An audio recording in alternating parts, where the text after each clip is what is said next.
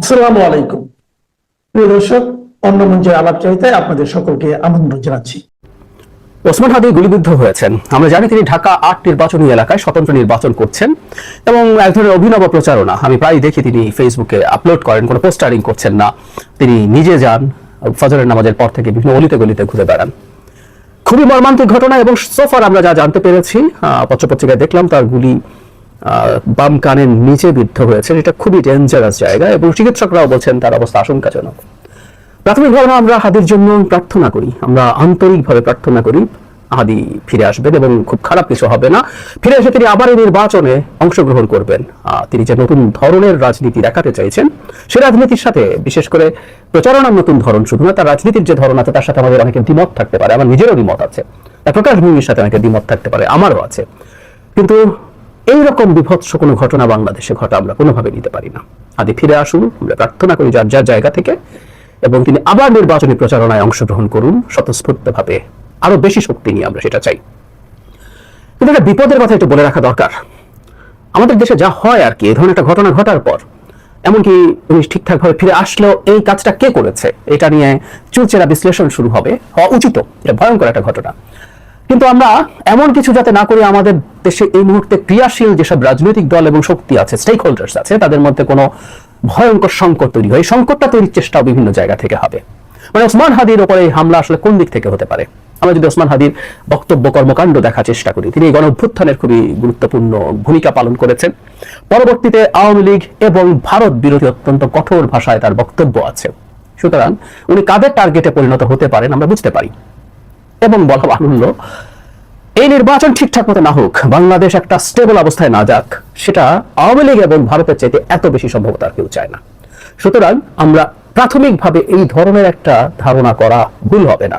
কিন্তু তার রাজনৈতিক প্রতিপক্ষ যাদের সাথে তিনি নির্বাচন করছেন, তারা কেউ এটার সাথে দায়ী, সেই জিনিসটা আসলে তদন্ত বা যে কোনো কিছু করার আগে হুট করে বলে ফেলা আমাদের উচিত হবে না। কারণ এটা আমাদের অন্তর্কলহ, অন্তর্কন্দল বাড়িয়ে দিতে পারে। সাধারণ কাণ্ডজ্ঞান জ্ঞান বলে, কমন সেন্স বলে যে রাজনৈতিক প্রতিপক্ষরা এই ধরনের কোনো কাজ করার কথা না। কারণ যে পরিস্থিতি বর্তমানে বিরাজ করছে, একটা নির্বাচন হওয়ার জন্য যেভাবে সবাই মুখিয়ে আছে, সবাই নিজেদের মধ্যে অন্তত এই পর্যায়ে সংঘাত, কখনো কখনো তাদের মধ্যে ঝগড়াঝাটি, কখনো বাড়াবাড়ি, কখনো মারামারিও হতে পারে, আমি এটা অস্বীকার করছি না, কিন্তু এই পর্যায়ে যাওয়ার কথা না। সুতরাং আমাদের মধ্যে যাতে সলিডারিটি আসে এই ঘটনাটা দিয়ে, আমরা যেন বুঝতে পারি আমাদের কত বড় শত্রুরা অপেক্ষা করছে বাংলাদেশকে আনস্টেবল করে রাখার জন্য, আরো আনস্টেবল করে ফেলার জন্য। ফলে সেই জিনিসটা আমাদের একটু মাথায় রাখা জরুরি, আমরা নিজেদের মধ্যে যেন কোন্দলে জড়িয়ে না পড়ি।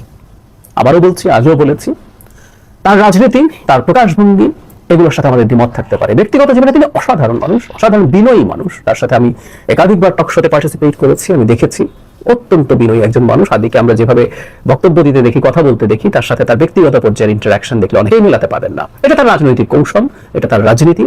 তাই বলি যে আমরা গণতন্ত্রের কথা যখন বলি, আমরা গণতন্ত্র মানে হচ্ছে আমি আমার দ্বিমতের জায়গা, দ্বিমতের যে ক্ষেত্রগুলো আছে, দ্বিমতের যে রাজনীতি আছে, সেটার ক্রিটিসিজম আমি করবো। আমি জামায়াত শিবিরের রাজনীতির ক্রিটিসিজম করি, আমি ডাকসু নির্বাচনের আগে শিবিরকে ভোট না দেওয়ার জন্য আহ্বান জানিয়েছি, এই অধিকার আমার আছে। কিন্তু তারা যখন জিতেছেন তাদেরকে অভিনন্দনও জানিয়েছি। ঠিক একইভাবে ওসমান হাদির যে রাজনীতি, এক ধরনের ডানপন্থী পপুলিস্ট রাজনীতি, আমরা এভাবে যদি এটাকে ডিফাইন করি, এটা একটা গ্লোবাল ট্রেন্ড। হাদি আসলে সেটারই একটা প্রোডাক্ট বলে আমি মনে করি। এই থিওরিটিক্যাল আলোচনা আরেকদিন করবো। তার সাথে আমাদের দ্বিমতের পরও তার অধিকার, তার রাজনীতি, সেটা রাজনীতি করার অধিকার, সেই জিনিসগুলোর খুবই পক্ষে থাকবো। সবচেয়ে জরুরি কথা, আমরা নিজেদের মধ্যে হানাহানিতে জড়িয়ে না পড়ি। বাংলাদেশে নির্বাচন হতে দেয়া হবে না, নির্বাচনকে ধ্বংস করে দেব, বানচাল করে দেব, এই চেষ্টা চলছে, চলবে আরো। আমি যদিও মনে করি নির্বাচন হবে, আমি এরপরও মনে করি, কিন্তু এই ধরনের ঘটনা আরো ঘটার প্রবাবিলিটি আছে।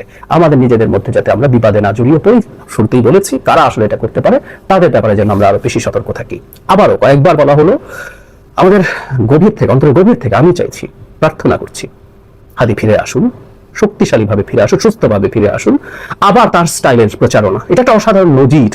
এটা মানুষ পোস্টার ছাপাচ্ছেন না, বিরাট সকল শোডাউন করছেন না, হেঁটে হেঁটে হেঁটে হেঁটে নিজের এলাকায় ঘুরে বেড়াচ্ছেন, মানুষের সাথে কথা বলছেন। এটার এইরকম প্রচারণায় আমরা ভবিষ্যতে চাই, যেখানে কোটি কোটি টাকা ছাড়াও একজন মানুষ নির্বাচিত হতে পারেন। আমরা হাদিকে আবার সেই রকম ভূমিকায় দেখতে চাই। তিনি একটা নতুন ট্রেন্ড তৈরি করছেন, সেই ট্রেন্ড শেষ না করে তিনি চলে যাবেন, এটা হতেই পারে না। আমরা আমাদের সামষ্টিক প্রার্থনা তাকে নিশ্চয়ই ফিরিয়ে আনবে।